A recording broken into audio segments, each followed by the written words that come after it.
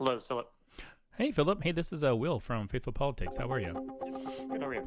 In the newest attempt to relitigate the 2020 election, the right-wing provocateur Dinesh D'Souza, who was pardoned by then-President Trump for making illegal campaign contributions, released a new movie called 2000 Mules. Dinesh, along with True the Vote, purports to have used cell phone, geolocation data, and video surveillance mail-in ballot drop boxes to argue that President Joe Biden lost the 2020 election. The movie, which has grossed over $10 million, promises that this is only the beginning.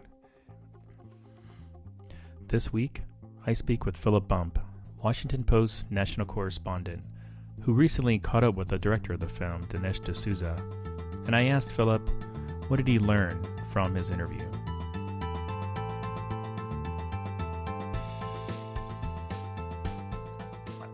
Okay, no problem. My name is Phillip Bump. I'm a national correspondent for the Washington Post. Maybe we can just begin by having you give us sort of the big picture synopsis of what 2000 Mules, the documentary, is all about and what it was trying to prove. Yeah. So the upshot is that Dinesh D'Souza, who is a fairly well-known conservative pundit and filmmaker, he's made a number of other similar politically focused films in the past. He worked with a group called True the Vote, which asserts that it has gotten cell phone geolocation data, which allows it to track people's movements in swing states in the last 2 months, essentially the last month and a half of the election in 2020. And that by doing so, they were able to determine that a number of people, hundreds of them, 2,000 plus people, had been tasked with ferrying ballots from nonprofit organizations to ballot drop boxes. The evidence that they cite for that in the movie is thin to the point of translucent, and there is a whole battery of reasons why neither the movie's claim should be considered credible, nor should the fundamental assertion being made by True the Vote be considered credible. But of course, that hasn't stopped a lot of people from going out and seeing it. You can tell me all you want to about, this could have been hacked or, whatever, but it's a counting machine, and we save everything that was counted, so you just reconcile the two. There's a pile right there. How many ballots? 1,000. Right. Now let's see who they're for. There's been no discrepancy reported anywhere that's looked at that, and I'm still not aware of any discrepancy. On December 1st, when Barr was still Attorney General, he publicly declared there was no evidence of widespread fraud, prompting Donald Trump to explode in anger during a meeting at the White House. Multiple sources who witnessed the president's reaction told me they had never seen him so angry. One said, quote, "He had the eyes and mannerisms of a madman." "How the expletive could you do this to me? Why did you say it?" Trump demanded. "Because it's true," Barr replied. "You must hate Trump," the president responded. "You must hate Trump." And you caught up with him recently and interviewed him, which I read and just found it completely fascinating. Number one, just that he would kind of open himself up to be interviewed by you, and then just some of the things that I took away. But I'm curious, like what are some of the takeaways that you got from interviewing him? Yeah, I mean, so speaking with him, and you're right, it was sort of unexpected. He had just by virtue of, in order to sort of explain how it came about, I had written about True the Vote's allegations and found them not to be credible even before seeing the movie. He responded, since the True the Vote's allegations are the heart of his movie, he responded and sort of challenged me to a debate. And I very quickly said, "Hey, I'd love to talk to you about this. Actually, this would be fascinating." So we set up a way in which to do so, and it was an interview that I transcribed and allowed him to make his points. But I didn't want to do an actual debate, in part because when you have a debate, it's very hard, for example, for your listeners right now to go back 15 seconds and hear what I said again and think about it, because we've already moved on to a new subject. Yeah. There's a nature to audio that makes it hard to sort of really dig into. By doing the debate, we could actually do transcription. We could add links to things to challenge what he said. So what really struck me about it was, it seems to me fairly obvious to an impartial observer that he doesn't have the goods, that the movie is not able to make the case that he purports to make. And so, one of the things that I was trying to evaluate was, does he know that? Does he actually understand that he doesn't have what he thinks he has, or what he is trying to present to his viewers that he has? And I came away thinking that he doesn't, that he actually believes that this group, True the Vote, found what it found, and I think that he may be, and one hesitates to ascribe motivations and understandings to third parties. Sure. But it does seem like he may be falling sway to the same thing that he hopes his audience will fall sway to, which is this sort of once some people encounter confusing or complicated technologies, they sort of put their blinders on and just like, whoa, this is really impressive. Yeah. And I feel like that may be where he's coming from. We contributed to the cross-agency effort to protect the 2020 election by surging coordination and collaboration with our partners across the national security space. In conclusion, because of these and other efforts, on November 12, 2020, government and industry representatives from the election security community issued a joint statement reflecting a consensus perspective that the 2020 election was the most secure in U.S. history.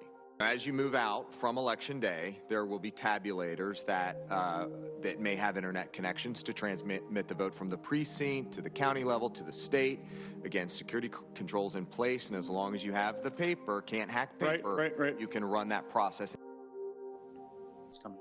Yeah, I first learned about the movie actually because I've got some friends who were diehard election was stolen kind of a mindset, and one of them in particular actually asked me to watch it. They said, Will, like, I know in your podcast you're the liberal and Josh, who can't be here today, is the conservative, but I'd really appreciate if you'd watch it. So I did. I did not pay the $29.99, whatever it was. I managed to watch it for free. And when I watched it, and I told other people I watched it, people would say, well, what do you think? And I said, well, if you're already predisposed to thinking the election was stolen, you probably think this is like, this is going to be the straw that breaks the camel back, But if you, have, if you're the mindset that it wasn't stolen, you're going to think this is just a bunch of junk.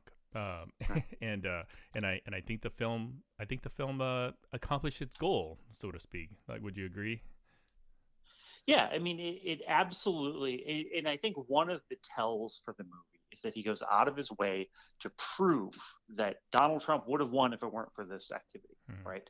Because what he's doing is he is delivering a product to a consumer audience, and this is an audience that wants to believe that there is proof that Donald Trump won the election, and Dinesh D'Souza is there with it. And one of the things, one of the most important parts of my interview with him comes right at the end. And I, for anyone who, it's long.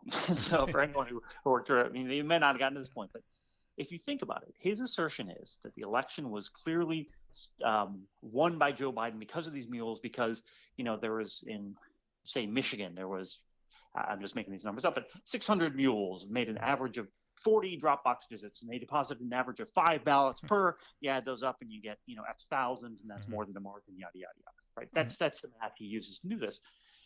But if you think about it, if you have this geolocation data, and then even in states where you have videos of the Dropbox locations, there's no way to know how many ballots are being dropped off, right? You just can't. There's no way. You can, unless the person is standing there counting off, here's ballot 1, and like showing it to the camera, here's ballot 2. You can't do that, much less come up with an average.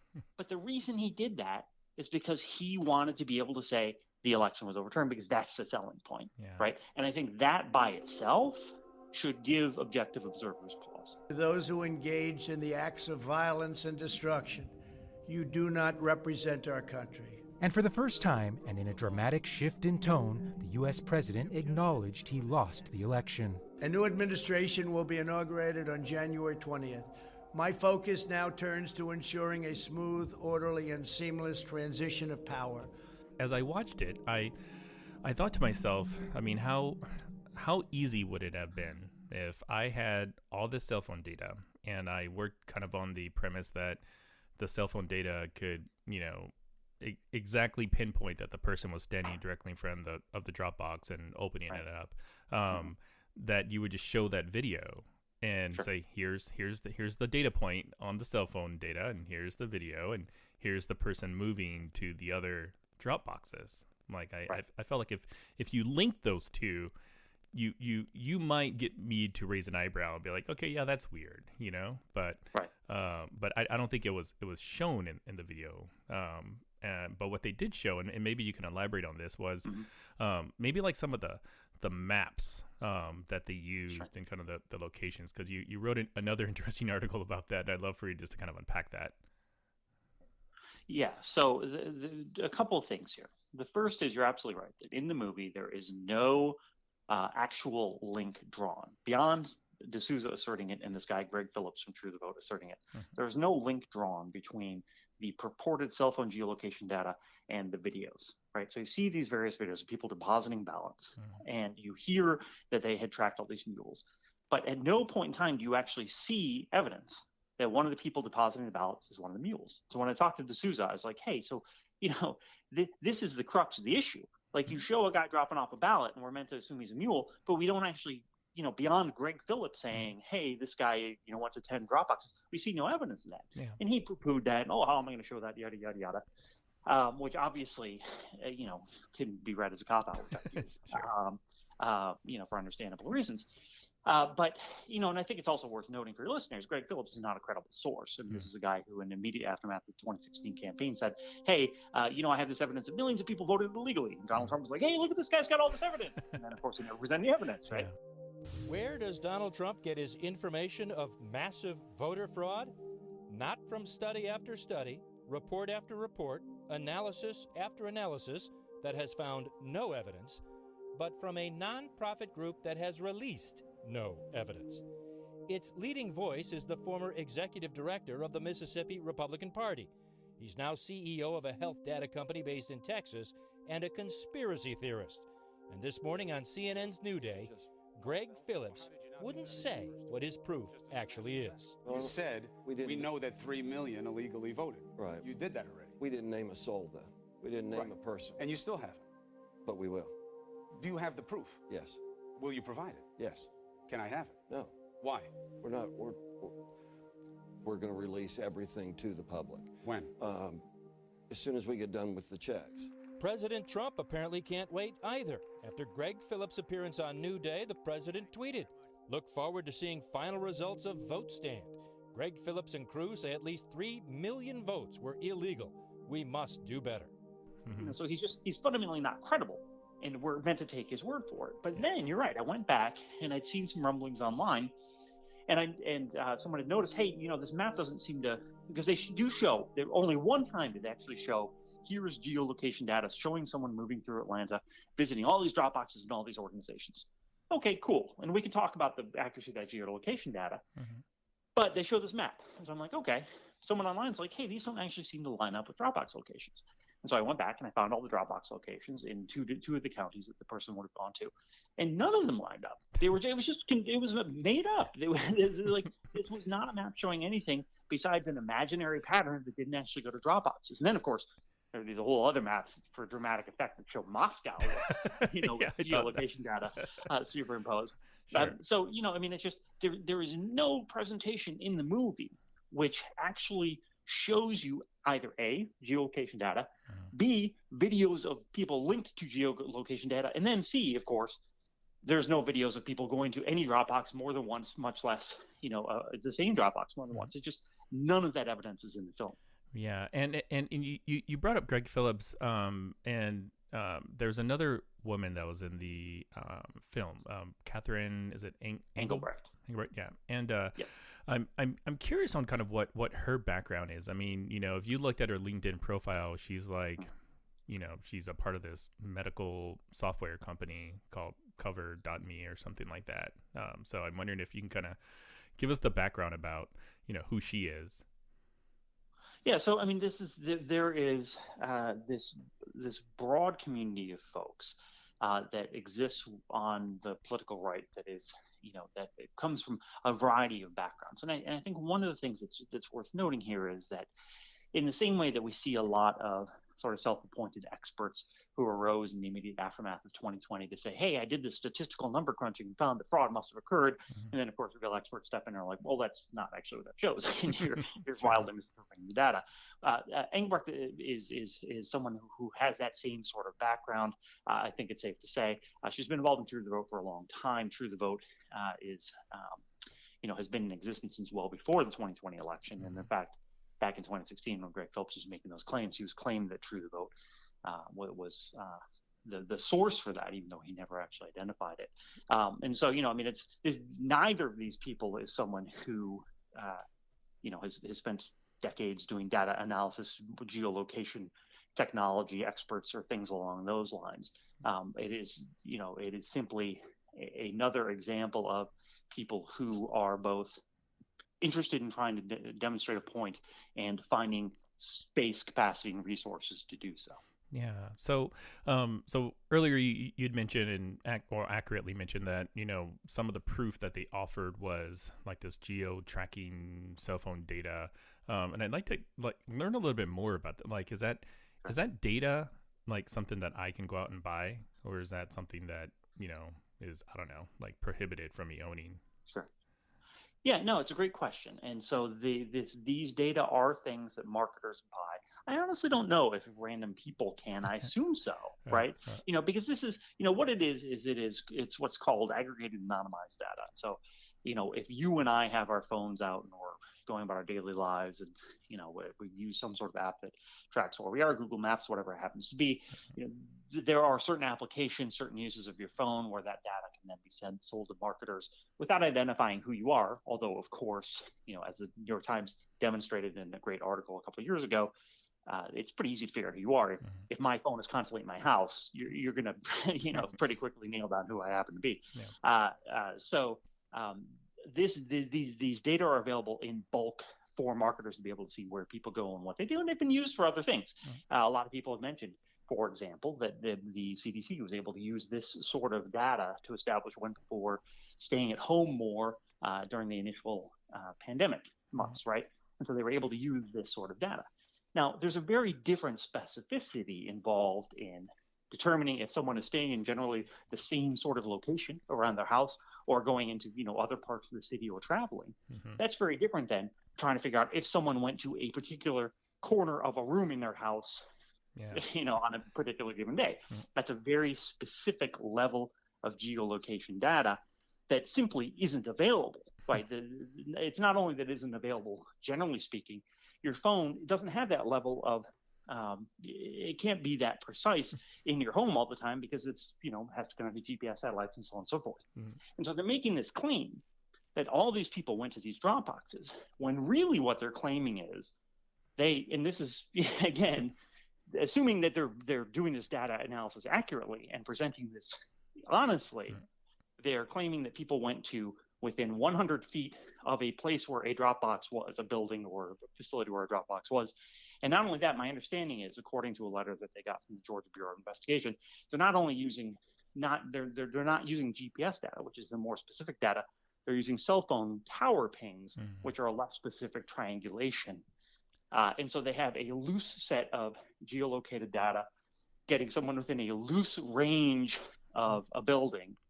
And, another question I didn't get a chance to ask D'Souza was, how do they know where the Dropbox was at the building? Right? Yeah, even if they had it down to the square foot, how do they know it's not on the back of the library instead of the front?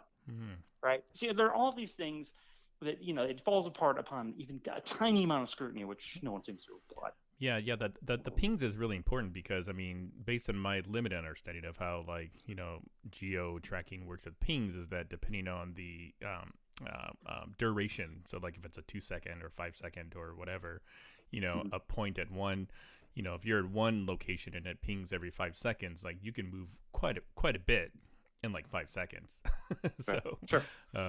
So yeah, that is really important. But one of the other things I think that they tried to connect was, I think they used like the term stash houses. I don't think the film was very clear about, what these stash houses were, or what nonprofit they belong to. Can you go into that? Yeah. So another thing that's odd about the movie is that True the Vote purports to have been turned on to this whole scheme by a whistleblower who said, hey, I went and I got paid $10 a ballot that I dropped off and I worked through this nonprofit organization. And then that again, purportedly turned True the Vote onto the idea of getting this geolocation data and seeing who visited both drop boxes and nonprofits. Mm-hmm. So that's sort of the thesis that they claim they were operating under. And I'm skeptical of it, as I think seems pretty clear here.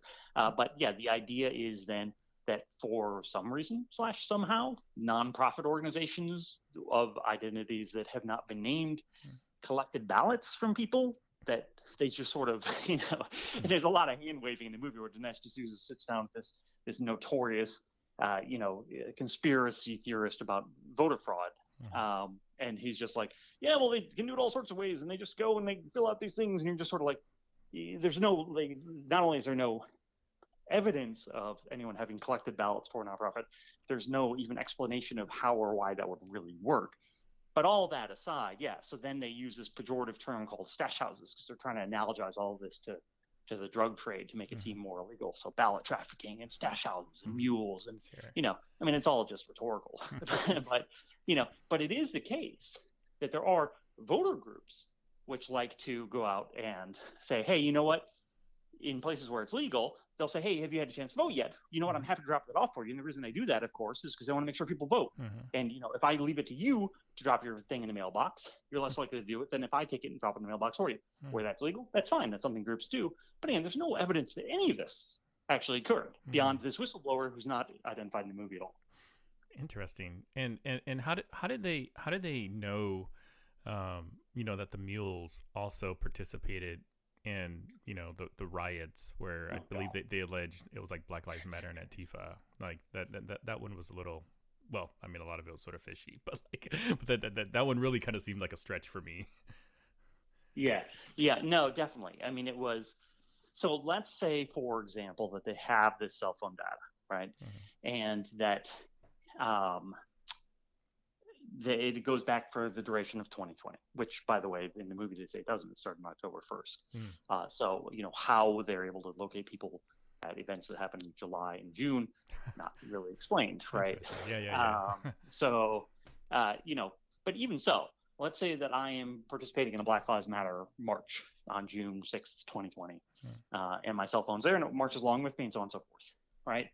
It's possible then that if I got a job working for a nonprofit, and part of my job was to go and collect ballots in a state where that was legal, then fine. And you can have me both at that march, and you can have me having gone to drop boxes, right? That is theoretically possible if it were the case that you actually collect this data.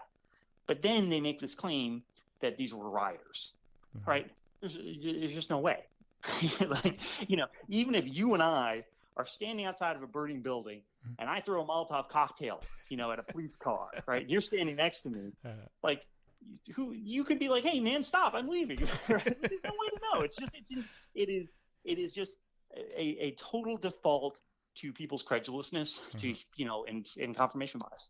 And I think examples like that make that very clear. Got it.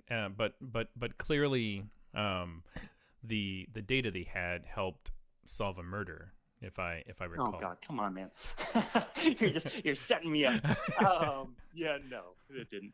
And this is another point in the movie, and it really speaks. And I used this when I first did my debunk of the film. I used this as the introductory example. It has nothing to do with the election, but it really reveals the extent to which they're going to try and pull the wool over people's eyes. So yeah, there's a scene in the movie where they are trying to prove that you can use this sort of data to solve crimes. And so they assert that they obtained cell phone data for early July 2020 in Atlanta, where there was this tragic shooting of a young girl outside of after there was a series of protests that had emerged when a black man had been, I believe, beaten by police officers, or allegedly so. It appears the two men charged in the shooting death of 8-year-old Sequoia Turner will stand trial together. The little girl was riding in the back of a car in 2020 as it passed through an area where people had blocked the road in protest of a shooting where an officer had killed a man. Someone fired shots at the girl's car, killing the 8-year-old.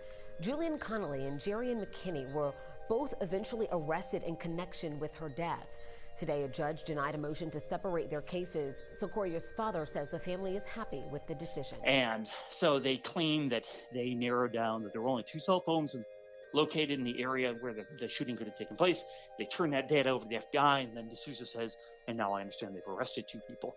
And Greg Phillips, this dude from Truth or Vote, says, yes, that's true, or something along those lines, very somberly, like very proud of his work having caught these criminals. And it's just all nonsense. It's just top to bottom nonsense. They didn't get the data until 2021, it appears. That the first arrest that happened in that case happened a week after the murder of a guy who is now facing criminal trial. They did make another arrest in 2021. But the Truth or Vote people admitted to NPR, when NPR asked them, that they didn't hand over any data related to it until 2 months after that guy was arrested. So they had nothing to do with the arrest whatsoever. Much less when you look at the screen, they're showing, oh, there's only 2 people that could have done it. And they show this circle with these different colored dots. There's all sorts of different colored dots in there, which they had just said was related to different people. It's just there's no evidence for it beyond Greg Phillips saying this is what happened and D'Souza backing him up. And that is the story of 2,000 Mules. that definitely does sort of like wrap things up, because I also thought, I hate to just sort of stay on this point about the cell phone, but because it was such a key part of sort of the movie, they also utilize the cell phone expertise of Justice Roberts, I believe, in a 2018 opinion. It was like Carpenter v. United States, which I was not aware that Supreme Court justices should be counted upon for their technological expertise, but maybe I'm wrong. Am I wrong? Well, I mean, D'Souza in my interview with him cites the Roberts opinion in order to show that one can track someone using cell phone data. But in a major statement for privacy in a technological age, the Supreme Court today said the government violated his rights when it monitored his movements without first getting a warrant.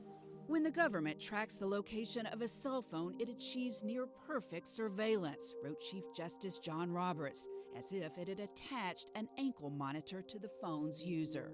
We all carry our cell phones with us everywhere now, and so what that creates is a historical log of your locations and movements over time, every day. Everywhere you go. Everywhere you go. The government could track you. Correct. And at no point in time, there's been a straw man that's created, for all of the D'Souza critics, that we think that you can't use cell phone location data to locate people, which of course is stupid. Of course you can. It's like, I'm not a small child. I understand how these things work. So the Roberts opinion is, he is in the business of aggregating information. I will allow him to aggregate information about how geolocation services work. But the point that he makes is that it is as accurate as being able to use like an ankle bracelet to track someone as they go about their business, right? And it's not wrong, right? But ankle bracelets aren't going to be able to pin you down to within a 4-foot square area inside your house. That's not what they do, right? So when we're talking broadly about being able to identify where people are, yeah, you can use the data for that. But that's not what Truth or Vote says what they're doing. They say that they're able to locate someone very specifically to a point within, near a library or whatever it happens to be, where these drop boxes happen to be. That's what they're claiming. They're claiming a very specific level of activity that is not what the Roberts opinion actually says can be done. Oh, interesting. Some issue, and I know in particular there was a drop box, I believe it was like in front of a library or something like that, that was used to sort of signify these mules. What was that all about? Yeah, you're right. So there is this claim that's made in the movie that essentially we had that at some point over the course of the election cycle, that these so-called mules have been instructed that in order to be paid, they had to take pictures of the ballots going into the drop box. And so there's no actual explanation for how we're meant to know that. I asked D'Souza. He said he didn't know if it was, maybe the whistleblower said that, but he never talked to the whistleblower. So he wasn't able to say where that came from. Greg Phillips just sort of asserts it. He shows this guy pulling up on a bike, going and, putting a ballot in the drop box, taking a picture of the drop box. And he says, well, they had to do this to get paid. No evidence for it, besides Greg Phillips saying it. And when I talked to D'Souza, and I'd seen him make this claim elsewhere, he just sort of expresses bafflement that anyone would want to take a picture for any reason whatsoever. So therefore, it must be the case they had to do it to get paid. And so I'm just like, well, have you heard of social media? Like, people in 2020 all the time were taking pictures of themselves voting. Super common. And not only that, a lot of places like set up, hey, take a selfie of yourself voting, because they understood that would help encourage other people to vote. Like, this happened constantly. And not only that, but this voiceover of showing this video of the guy on the bike, every part of it is just misrepresented. Greg Phillips is like, oh, he's searching around in his backpack for these ballots. It's like, no, he's just reaching in his backpack for a ballot. And then he claims that there's all these ballots. It's like, well, now you can see he's only got one. And then he says, well, he has to take a picture of himself depositing the ballot to get paid. It's like, well, then why did he take the picture after he deposited the ballot? Like, all of these things just don't make any sense unless you're already bought into the narrative, right? Unless you already are inclined to think this is all nefarious, and then Greg Phillips' nefarious casting of it will make total sense, even though it's obviously nonsense. Yeah. I guess one of the other questions I had about the film was, like, how do we know that all of these actions were to further Biden's win and not Trump's win? Yeah, sure. I mean, easily we don't, right? That's the easy answer. It's just assumed, right? Because one of the there are two base assumptions that go into this. The first is that Democrats cheated elections, and that therefore Joe Biden shouldn't have actually won. And the entire narrative claim is just dependent on those two things. Got it. But there's no evidence for it. Do you think the film or its contents will have any bearing on the January 6th investigation in Congress? Well, it's interesting because John Eastman, the attorney who had been working with Trump in the days prior to January 6th, telling him essentially that Pence could overturn the electoral vote submitted by states. He has been in this fight with the January 6th committee. They're trying to get access to the records of his conversations with Trump. He is trying to retain them, saying, hey, it was confidential because I was his attorney. There is something called the crime fraud exception. So if you have an attorney and you're plotting a crime with your attorney, that stuff's not privileged, right? You can't be like, hey, here's how we're going to rob this bank, and then say, well, I was talking to my attorney, so it's privileged. So the January 6th committee is saying, hey, you have to turn this stuff over because we think you were talking about a crime, namely trying to commit fraud against the United States and overturn the election. So Eastman's saying, well, no, it wasn't a crime because the reason, I'm sorry, this is very complicated, but it's important. He's saying this was not a crime because we thought we were acting in good faith and because there was all this evidence of fraud, right? And so, if there was evidence of fraud, if they actually thought the election had been stolen, then trying to keep Biden from winning wouldn't necessarily be a crime. It wouldn't be defrauding the United States. To that point, Eastman submitted a court filing last week in which he says there was all this evidence of fraud, and we just got this new evidence, which is this movie 2000 Mules by Dinesh D'Souza. And I said that, as soon as I read that, I was just like, I held out in my office. It's like, come on. But yeah, I mean, this is going to be used as it is what people have been looking for. It is an example of absolute proof that something went wonky in the election, and therefore, the whole thing should be questioned, even though, of course, it isn't that at all.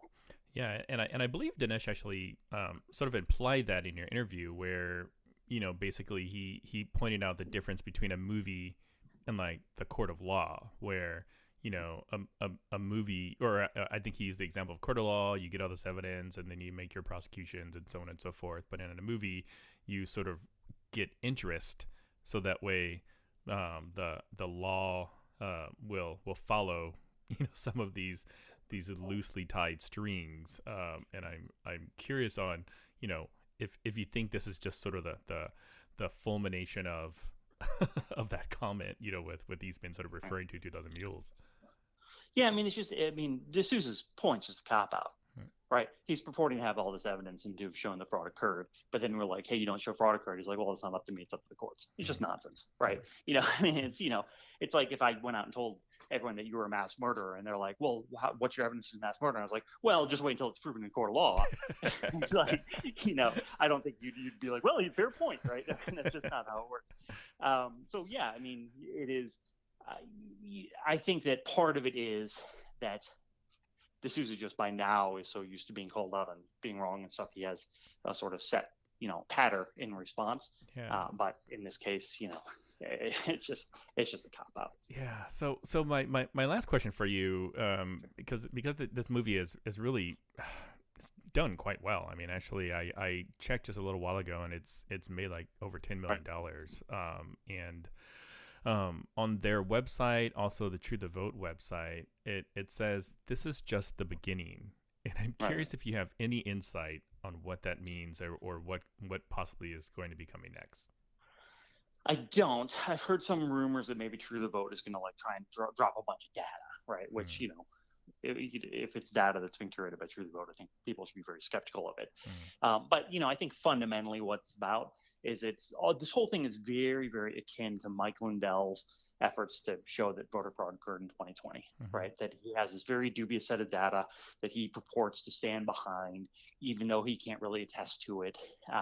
But most importantly, as is the case with, you know, when people are getting conned by con artists, you got to keep stringing people along and keep them expecting more, right? So, you know, in the event that people aren't entirely convinced, don't worry, there's more coming. And, you know, I've heard repeatedly from people, oh, you wait until you see what True the Vote is coming down with next. And it's like, well, if they'd made the case in this movie, you don't need to say that. So this is how it works. Just keep stringing people along. There's always going to be something else. It's how Donald Trump's entire argument about the 2020 election and its fraud is gone. Don't worry, we're eventually going to prove it, and then it just never gets proven. Wow. Well, Phillip Bump, thank you so much for chatting with us. This was very enlightening. Of course, my pleasure. I said to him, you got to pay $5 billion. He said, no. We had a deal. He was going to pay $5 billion. $5 billion a year. But when I didn't win the election, he had to be the happiest. I would rate probably South Korea third or fourth happiest.